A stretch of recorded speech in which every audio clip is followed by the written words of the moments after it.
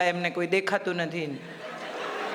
આ બધી ફરિયાદોનું લિસ્ટ સાંભળ્યા પછી તમે કોઈ પણ પત્નીને પૂછો કે બહુ ખરાબ ભાઈ સાહેબ તારે છૂટાછેડા જોઈએ છે, ના ના છૂટા નથી પડવું. એનો અર્થ એમ થયો કે સ્નેહ છે. તો આપણે સ્નેહ કેમ પ્રોજેક્ટ નથી કરતા? ફરિયાદ કેમ પ્રોજેક્ટ કરીએ છીએ? આપણા મનમાં જે છે, આપણને જે લાગણી છે, જે વાલ છે, જે સ્નેહ છે, એ કેમ નથી બતાવતા? કેટલા બધા પતિઓ જમતા હોય, પત્ની બિચારી આમ એટલા સ્નેહથી પૂછે, સારી થઈ છે દાળ? પછી પતિના કોઈ મિત્ર આવે અને કે ભાભી તમારી દાળ તો અદ્ભુત જ બને છે. હવે એ મિત્રને થેન્ક યુ કહેવાને બદલે પહેલું રિએક્શન શું હોય? તમારા ભાઈ કોઈ દિવસ વખાણ નથી કરતા. કેટલા સમયથી એના મનમાં પીડા હશે કે પેલા એ જામગરી ચા પી કે થયો ધડાકો.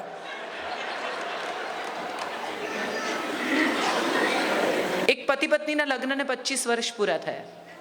એટલે પત્ની સરસ તૈયાર થઈને, ખૂબસૂરત, એકદમ સરસ વાળ અંબોડો બંબોડો વાળી ગુજરાતી સાડી પહેરીને આવીને એણે કહ્યું કે હલો. પતિ છાપું વાંચતા હતા એટલે પત્નીએ કહ્યું કે આજે આપણા લગ્નને 25 વર્ષ પૂરા થયા. એટલે પતિએ કહ્યું એટલે પત્નીએ કહ્યું કે આજથી 25 વર્ષ પહેલા હું પરણીને આ ઘરમાં આવેલી, યાદ છે તમને? પતિએ કહ્યું એટલે પત્નીએ કહ્યું બહુ જ શરમાતા, અત્યંત સ્નેહથી કે એ દિવસે તમે મને આઈ લવ યુ કહેલું. એટલે પતિ આમ છાપું સહેજ ખસેડ્યું, પત્નીને જોઈને કહ્યું કે સ્થિતિ એ જ છે, બદલાશે તો કહીશ. કોઈ ચેન્જ નથી. ચેન્જ નથી માટે ઇન્ફોર્મ નહીં કરવાનું. દરેક માણસને ગમતું હોય છે. નાનકડું બાળક 4 લીટી દોરીને લઈ આવે ને આપણને એમ કે જો ગાય, તો આપણે કેટલા આનંદથી જોઈએ છે કે અરે વાહ આટલી ફાઇન ગાય. દરેક માણસને ગમતું હોય છે કે એણે કરેલા કામનું અપ્રિસિએશન થાય. અને સાચું પૂછો તો હિન્દુસ્તાની સ્ત્રી, ગુજરાતી સ્ત્રી તો ફક્ત અપ્રિસિએશન માટે જ જીવે છે. ગમે ત્યાં પહોંચી હોય, ગમે તેટલી સફળ હોય, પણ પતિના શર્ટમાં બટન ટાંકીને દોરો તોડે દાંતથી, એમાં એને જેટલો રોમેન્સ આવે એટલો જગતમાં બીજી કોઈ વાતમાં ના આવે. પતિ ડાયમંડ ના લાવે તો ચાલે, પણ અચાનક એક દિવસ ગજરો લઈને આવે ને તો છૂટા વાળ રાખતી પત્ની પણ આટલી તો આટલી અંબોડી વાળી ગજરો પહેરે. આ પ્રેમ છે, આ અભિવ્યક્તિ છે. આપણે સંસ્કૃતિ જાળવવાના ચક્કરમાં અભિવ્યક્તિ ભૂલી ગયા છીએ. આપણે એટલા ગાંગા થઈ ગયા છીએ મંદિરે જવા માટે કે આપણે પત્નીને લઈને બગીચામાં જવાનું કે પતિની સાથે બેસીને હિંચકે ચા પીવાનું ભૂલી ગયા છીએ. સંબંધ તો આ છે, સંસ્કૃતિ તો આ છે. પરસ્પરનો પ્રેમ, પરસ્પરનું વાલ, પરસ્પરની અભિવ્યક્તિ, પરસ્પરનું બોન્ડ. છોકરાઓ ક્યાંય પણ વસતા હોય, સાંજના છેડે માં ફોન કરે એટલે પૂછે શું ખાધું. પરદેશ વસ્તુ હોય, બાળક ભણતું હોય તો માં પૂછે શું જમ્યા. કેમ પૂછે છે? માનું બધું વાલ એના અન્નમાં, એના પ્રેમમાં, એની રસોઈમાં આવી જાય છે. છોકરું બહુ દિવસે ઘરે આવે ને તો સૌથી પહેલા માં એવું કે બહુ વજન ઉતરી ગયું, તને નથી સારું ખવડાવતા. ખરેખર કાંટો વધેલું બતાવતો હોય. અમેરિકામાં ચીઝ બટર ખાઈને વજન વધ્યું હોય, પણ માને તો દુબળો જ લાગે. એટલો સ્નેહ, એટલું વાલ આપણે આપણા જીવન સાથી સાથે કેમ નથી ટકાવી શકતા? એ સવાલ મને હંમેશા થાય છે. કેટલી બધી પત્નીઓ એવી કમ્પ્લેન કરે કે તમારા માટે કંઈ લાવે જ નહીં. બહારગામ જાય ને તો એમને તો કંઈ આવડે જ નહીં. અને જો ભૂલે ચૂકે કંઈ લઈ આવે અને પેકેટ ખોલે તો સૌથી પહેલું રિએક્શન ગ્રીન, હું ક્યાં પહેરું છું? એક ક્ષણે તો આનંદથી લઈ લો. તમને એમણે યાદ કર્યા એ બહુ અગત્યનું છે. આ બિઝી સ્કેડ્યુલમાંથી એણે સમય કાઢ્યો તમારે માટે આ શોપિંગ કરવાનો, એનો આભાર માનો. તમને કોઈ યાદ કરે અગત્યનું છે કે તમારા માટે શું લાવ્યા, એ વસ્તુ, એ ટેન્જિબલ થિંગ અગત્યની છે. આપણે અહીંયા ગૂંચવાયા છીએ. ગુજરાતી સ્ત્રીને અવિનાશ વ્યાસે કેટલી સુંદર અભિવ્યક્તિ આપી. છેલાજી રે મારે હાટું પાટણથી પટોળા મોંઘા લાવજો, સસ્તું નહીં ઉપાડી આવતા. અને જો ખરેખર મોંઘું લાવે તો કે છેતરાયા, આના આટલા હોય જ નહીં. હવે આમ જવું કે આમ જવું?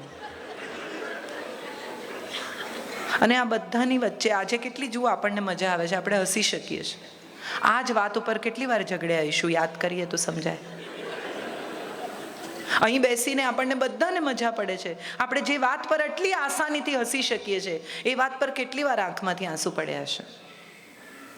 સુખી થવું એ દરેકના હાથમાં છે. મારું સુખ મારા સિવાય કોઈ મને આપી શકે જ નહીં, એ નક્કી છે. મારી એક નવલકથા છે, એક સાંજને સરનામે. એમાં એક છોકરો મળવા આવે છે છોકરીના મા બાપને, અને છોકરીની મા પૂછે છે કે તું એને સુખી કરીશ ને માધવી? ત્યારે છોકરો કહે છે કે હું એને સગવડ આપીશ, હું એને સલામતી આપીશ, હું એને માટે સંપત્તિ ભેગી કરીશ, હું એને સ્નેહ આપીશ, પણ સુખી તો એને જાતે જ થવું પડશે. આપણે બધા બીજા માણસ પાસે સુખની આશા રાખતા થઈ ગયા છે, અને આપણે જેની પણ પાસેથી સુખની આશા રાખીએ છીએ ને એને આપણે અજાણતા જ દુઃખી કરવાનો અધિકાર આપી દઈએ છીએ. કારણ કે સુખ નહીં મળે એટલે આપણે દુઃખી થઈશું. સાદી સરળ સીધી વાત એ છે કે પ્રસન્ન રહેવું ને પ્રસન્ન રાખવા, સુખી થવું ને સુખી કરવા, સ્નેહ આપવો ને સ્નેહ પામવો, સન્માન આપવું ને સન્માન પામવું, સારું બોલવું ને સારું સાંભળવું. આપણે બધા વાતચીતને બદલે દલીલ કરતા થઈ ગયા છીએ. બહુ ઇન્ટરેસ્ટિંગ છે આ. અને જે ઘરમાં કમ્યુનિકેશન છે, સંવાદ છે, એ ઘરમાં કદી વિવાદ નથી થતો, કારણ કે વાત થઈ જાય છે. તમારે જે કહેવું છે તે તમે કહી દો છો, પછી વિવાદની જગ્યા નથી. આપણે બધા દલીલથી શરૂ કરીએ છીએ. એવું કોણે કીધું? દાખલા તરીકે પત્ની એમ કે આ મોજા તમે છે ને ધોયેલા અહીંયા ના મૂકશો, અહીંયા મૂકો, એવું કોણે નક્કી કર્યું? અરે ગૃહિણીએ નક્કી કર્યું, એને આ અનુકૂળ છે. હવે એ વિશે ચર્ચા કરવાનો અર્થ નથી. ઈગો એ જ્યાંથી મેં શરૂ કર્યું હતું ત્યાં હું પાછી આવું છું. એ આપણને આપણું એટલું બધું મોટું ઓઢવાનું અથવા આવરણ થઈ ગયું છે કે આપણી ત્વચા ક્યાંક અંદર ઢંકાઈ ગઈ છે. તમે જુઓ, જેવા પિતા હોય ને એવો જ પુત્ર હોય. સામાન્ય રીતે DNA ઉતરી આવે, અને એ વાત છે એક મહાભારતથી આવે છે. કોઈ પણ ઋષિ બહુ તપ કરે ને તો ઇન્દ્રનું આસન હલવા માંડે. ઇન્દ્ર મહા ઇન્સિક્યોર છે, માટે એનો દીકરો અર્જુન ઇન્સિક્યોર છે. એને તરત એમ થાય છે કે હું નહીં લડી શકું, મારાથી નહીં થાય, હું નહીં કરી શકું. બીજી તરફ કર્ણ છે, સૂર્યપુત્ર છે, એના કવચને કુંડળ માંગે છે. આ કવચને કુંડળ શું છે? એક વ્યક્તિની સાંભળવાની શક્તિ અને એની સંવેદના. આ બંને તમે લઈ લો તો એને સાચું સૂઝે કેવી રીતે? એની પાસેથી બે વસ્તુ લઈ લેવામાં આવે છે. એક એની શ્રવણ શક્તિ, જે તમે સાંભળો તો અક્કલમાં જાય, અને બીજી તમારી સંવેદના. તમારા આખા શરીર પર તમારી જે ત્વચા છે એને કોઈ અડે તો તમને સંવેદના થાય, તમે કંઈક વિચારો તો ગૂસ પિમ્પલ થાય. કેમ થાય? એ તમારી સંવેદના છે. એ બંને વસ્તુ જેની પાસેથી લઈ લીધી છે એને સાચું સૂઝે કેવી રીતે? આપણે બધા ધીરે ધીરે કર્ણ થવા માંડ્યા છીએ.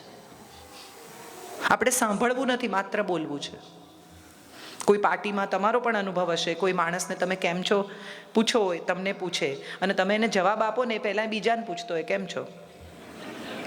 એને તમારા જવાબમાં રસ જ નથી. એણે હાજરી નોંધાવી છે કે મેં તમને જોઈ લીધા, તમે મને જોઈ લીધો, વાત પૂરી થઈ. શાંત ચિત્તે બે લોકો એકબીજા સાથે બેસે, વાત કરે, એવા સંબંધો તો ધીરે ધીરે પૂરા થવા માંડ્યા છે. કોઈ તમને ફોન કરે અને જો તમારી સાથે વાત કરવાની શરૂ કરે, કેમ છો, મજામાં, મમ્મી મજામાં, પપ્પા મજામાં, ત્રીજા સવાલમાં તો તમે પૂછી કાઢો શું હતું. કોઈ એમને માત્ર તમારી ખબર પૂછવા ફોન કરે, એ ખ્યાલ જ આપણા મનમાંથી નીકળી ગયો છે.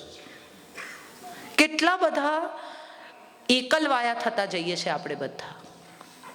પહેલા એક સમય હતો કે લોકો પ્રવાસ કરે ટ્રેનમાં તો થેપલા ખુલે ને, કોકના વડા ખુલે ને, કોકની ચા ખુલે ને, કોકની પાસે દહીં હોય ને, બધા મળીને જમે. હવે પ્લેનમાં બાજુમાં બેઠેલો માણસ ખાય ને એ પણ તમારી સામે જોતો નથી. આપણે કોઈને કેમ છો નથી પૂછી શકતા અજાણ્યા માણસને. અને કદાચ કોઈ તમને, દાખલા તરીકે મને કોઈ એરપોર્ટ પર ઓળખી જાય ને એમ પૂછે કે મેં તમને ક્યાંક જોયા છે, તો તરત આપણો ઈગો વચ્ચે આવે કે જોઈ હશે, મે બી, આઈ ડોન્ટ નો. હા, હું કાજલ છું, તમે મારો વિડીયો જોયો હશે, આવું કહેતા આપણો ઈગો આપણને રોકે છે. માણસ પોતાની આજે જ હમણાં જ જયભાઈ અહીંયા ગોઠવતા હતા ત્યારે વાત નીકળી તો એમણે કહ્યું કે ઓકવર્ડ લાગે તમે ગોઠવતા હો તો. ત્યારે જયભાઈએ કહ્યું કે જે માણસ પોતાનું કામ કરવામાં નાનમ અનુભવે એ માણસને તો જીવવાનો અધિકાર જ નથી. બહુ મોટી વાત છે. અને હું એમને નવી પેઢીના પ્રતિનિધિ એટલા માટે ગણું છું કે એ આ વાત નવી પેઢીને મારી ઠોકીને કયા જ કરે છે કે એમાં કશું ઓકવર્ડ નથી. પોતાનું કામ કરવામાં શું ઓકવર્ડ છે? આપણી સંસ્કૃતિ છે. આપણે ત્યાં તો બધા જાતે જ કામ કરતા હતા. આપણે ત્યાં તો બધું જાતે જ થતું હતું. આપણે ત્યાં તો સ્ત્રીઓ જાતે જ કરતી હતી. સવાલ એ છે કે આપણે જે સંસ્કૃતિને બચાવવા નીકળ્યા છીએ, આપણે જે કરવા નીકળ્યા છીએ, એમાં ક્યાંક આપણો રસ્તો ભૂલાઈ ગયો છે. આપણે જે વારસો આપવા બેઠા છીએ એ પાસબુકનો વારસો છે. વારસો તો શ્વાસબુકનો આપવાનો છે. નથી જોઈતા છોકરાઓને આ મકાનો, દુકાનો, આ તો 2 મિનિટમાં વાપરી કાઢશે. છોકરાઓને તો સ્મૃતિ આપવાની છે કે પપ્પા સાથે બહુ મજા કરેલી, પપ્પા આવું શીખવતા, મમ્મી આવું કહેતી, મમ્મી આવું બનાવતી, મારી મા જેવી સુખડી કોઈ ન બનાવે. હમણાં જ જયભાઈનું પુસ્તક પ્રકાશિત થયું છે, મમ્મી પપ્પા. મને કોઈકે ગિફ્ટ કર્યું ને મેં વાંચ્યું આખું, એકી બેઠક એને મને સમજાયું. કેમ? હા, તમે નહીં, મેં તો તમને હમણાં બીજા કોઈકે આપ્યું ત્યારે વાંચ્યું, એમણે આપ્યું ત્યારે નહોતું વાંચ્યું. જો એ પણ હું સ્વીકારું છું. પણ મેં વાંચ્યું ત્યારે મને સમજાયું કે એમણે કેટલી સંવેદનાથી એમના માતા પિતાની વાત કરી છે. અને એવું ત્યારે થાય કે જ્યારે માતા પિતાએ પણ એટલી સંવેદના આપણામાં રેડી હોય. આપણે આપણા સંતાનોને સ્મૃતિ આપતા નથી, સમય આપતા નથી, સંપત્તિ આપીએ છીએ. અમને નથી મળ્યું એ બધું એને આપો, 50,000નો મોબાઈલ આપો, ₹1,00,000નો મોબાઈલ આપો. પણ એ ₹1,00,000નો મોબાઈલ ખોવાઈ જશે તો ₹1,00,000 જશે, એનાથી વધારે કનેક્શન તૂટી જશે. બેટા, તું જ્યાં હોઈશ ત્યાં હું તારા સુધી નહીં પહોંચી શકું, હું અકળાઈ જઈશ. એ અગત્યનું છે. ₹1,00,000નો મોબાઈલ તમે એને આપો કે ના આપો, એનાથી જિંદગીમાં ફેર જ નથી પડતો. એ આંખ નીચે ને એને એના પિતાનો હસતો ચહેરો દેખાય, એ હું માનું છું વારસો છે. એ મંદિર જાય કે ન જાય એનાથી તમારો ધર્મ નહીં સચવાય. પણ જો ઘરે કોઈ ભૂખ્યો માણસ આવ્યો હોય બહારગામથી અને તમારો દીકરો આગ્રહ કરીને એને જમાડી દે ને, તો એમ માનજો કે તમારો ધર્મ સચવાઈ ગયો. એ જમવા બેઠો હોય, ઘરમાં 5-4 જ રોટલી હોય અને મહેમાન અચાનક જોડાઈને એમ કે ના ના, મને તો ભૂખ જ નથી, 2 તમે લઈ લો, આપણે પછી કંઈ બીજું ખાશું, અને સેવના ડબ્બા ખોલે ને, તો માનજો કે તમારો ધર્મ સચવાઈ ગયો. આ શીખવજો. મંદિર જશે કે નહીં જાય, દીવો કરે કે નહીં કરે, શ્લોક બોલશે કે નહીં બોલે, એનાથી કદાચ કોઈ સંસ્કૃતિને કોઈ ફેર નહીં પડે. પણ જો માણસ બનવાનો વારસો આપી જઈશું ને આપણા સંતાનોને, તો હું માનું છું આ ધરતી પર બહુ શાંતિ, બહુ અમન, બહુ સ્નેહ સચવાઈ રહેશે. શક્ય છે એની પાસે એકાદ મકાન ઓછું હશે, શક્ય છે એની પાસે થોડું બેંક બેલેન્સ ઓછું હશે, પણ એ તો એ મેળવી લેશે.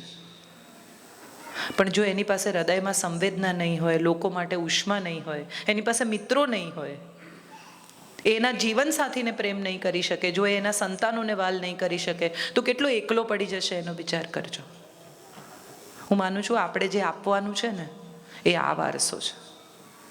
દુનિયામાં ક્યાંય પણ વસો, તમારી ભીતર આ સ્નેહ હશે, તમારી ભીતર આ વાલ હશે, તમારી ભીતર આ સંવેદના હશે ને, એ તમારા સંતાનને આપી શકશો ને, તો હું માનું છું તમે એને એટલું બધું આપીને જાઓ છો કે તુજે પ્યાર મિલે ઇતના કે જીવન મેં ના સમાય, પલક બંધ કર લૂં કहीं છલક હી ન જાય.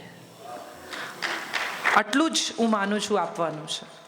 છેલ્લી મારી વાત કહીને આ વાત પૂરી કરીશ, પછી આપણે જયભાઈને સાંભળીશું. બહુ એક સરસ વાર્તા મને બહુ ગમે છે કે એક શેઠ હતા, એને કોઈ દિવસ બહારગામ જાય નહીં, ક્યાંય જાય નહીં. એના દીકરાને એકવાર એમણે કહ્યું કે મારે બધા વાણોતરોને મળવું જોઈએ યાર, મારે ક્યાંક તો બહાર જવું જોઈએ ને. તો કે હા જાઓ, તમે મળો બધાને. એટલે કે ભાઈ તું ભાતું બધું બરાબર મૂકજો, મને કોઈને ઘેર ખાવાનું ફાવતું નથી.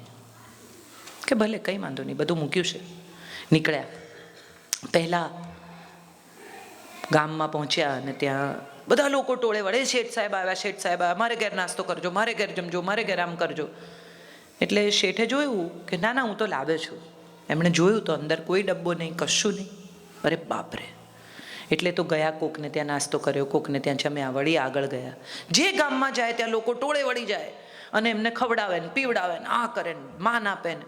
ફરીને શેઠ 8, 10, 15 દિવસે ઘેર આવ્યા અને દીકરા પર તૂટી પડ્યા કે તને શરમ ના આવી? તે તો કીધું મેં બધું ભાતું મૂક્યું છે ને મેં બધું આમ કર્યું છે ને કશું નહોતું અંદર. એટલે એનો દીકરો હસ્યો ને એણે કહ્યું કે આ જેટલા લોકોએ તમને ખવડાવ્યું ને એ તમારું ભાતું છે. અહીંયા જેટલા લોકો આવ્યા ને આપણને મળવા, પૈસા લેવા, પૈસા આપવા, એ કોઈ દિવસ જમ્યા વગર ગયા નથી. અને માટે એ લોકોએ તમને ખવડાવ્યું. ભાતું ડબ્બામાં નથી હોતું, ભાતું હૃદયમાં આવે છે. આપણે આપણા સંતાનોને જો હૃદયમાં ભાથું બાંધી આપીશું ને તો ડબ્બા ખાલી હશે તો બહુ ફેર નહીં પડે. સંસ્કૃતિની જાળવણી કરવા માટે કોઈ પણ પ્રકારની જ્ઞાતિ, જાતિ, રિવાજ, કર્મકાંડની જરૂર નથી. આપણી મુખ્ય સંસ્કૃતિ વૈશ્વ માનવની છે. આપણી મુખ્ય સંસ્કૃતિ વ્યક્તિત્વની છે. આપણી મુખ્ય સંસ્કૃતિ પ્રેમની છે. આપણી મુખ્ય સંસ્કૃતિ સ્નેહની છે, સન્માનની છે.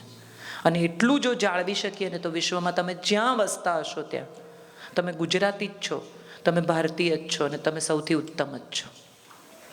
આનાથી બેટર જગતમાં કોઈ જાતિ જન્મી નથી ને જન્મવાની નથી. બહુ જ આભારી છું ચંદ્રકાંતભાઈની, દિનેશભાઈની, આપ સૌની કે આટલા પ્રેમથી અમને સાંભળ્યા, આટલા વાલથી આટલા ગુજરાતીઓ આટલા ટ્રાફિકમાં આજના દિવસે અહીં સુધી પહોંચ્યા. અને આટલો બધો સ્નેહ જ્યારે પરદેશમાં મળે ને ત્યારે હંમેશા એમ થાય કે ખરેખર આપણે બધા આપણો એક ટુકડો, આપણી એક વ્યક્તિત્વનો ભાગ, આપણી ભાષાની એક છાપ ક્યાંક ને ક્યાંક પહોંચાડતા રહ્યા છીએ. અમારું કામ કર્યાનો સંતોષ થાય છે અમને. આવી રીતે અમેરિકામાં, ઇંગ્લેન્ડમાં, હમણાં લિસ્બનમાં એટલા બધા ગુજરાતીઓ, ત્યારે એમ થાય કે અમે પહોંચી રહ્યા છીએ એ વાતનો સંતોષ છે. માણસ બોલતો હોય અને સામેના લોકો ઊંઘતા હોય અથવા કોઈ ન હોય ને હું અહીંયા એકલી બોલતી હોઉં તો ડૉક્ટરને બોલાવવું પડે કે આ બેનનું ગયું એમ. એને બદલે ખીચોખીચ ભરેલો હોલ હોય, બધી આંખો તમને જોતી હોય ને આંખોમાંથી સ્નેહ વરસતો હોય ને તો અમને પણ નકશીક ભીંજાવાનું ગમે. બહુ જ આભારી છીએ તમારા. અત્યંત સ્નેહ, આદર, પ્રેમથી આપ સૌની આભારી છું. આપ સૌમાં રહેલા કૃષ્ણને, ગુજરાતીને, ભારતીયને પ્રણામ કરું છું.